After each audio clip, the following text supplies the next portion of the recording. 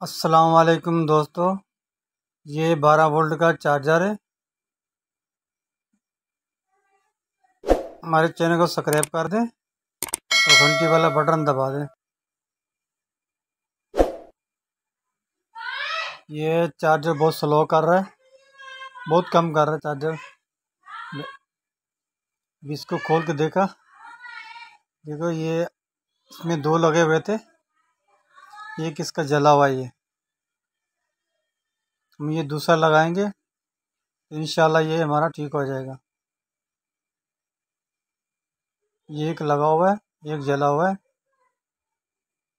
अब दूसरा मैंने लगा दिया। ये जैसे वो लगा हुआ था इसी तरीके से दूसरा भी लगाना है। दूसरा मैंने लगा दिया। ये देखें,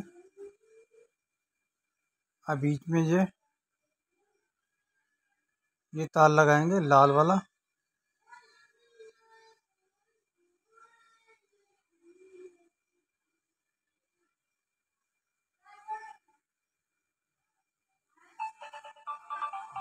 ये हमारा चार्जर सेट हो गया। ये देखो इससे पार्किंग कर रहा है। ये हमारा चार्जर सही हो गया। ये बत्ती भी सही चल रही है। अभी बैटरी भी लगा दिया, तो इसको चेक कर रहे हैं। देखो ये इस पर लाइट भी मैंने लगा दी। पहले लाइट बिल्कुल जल नहीं रही थी, बिल्कुल हल्की सी महसूस हो रही थी। अब ये फुल जल रही है।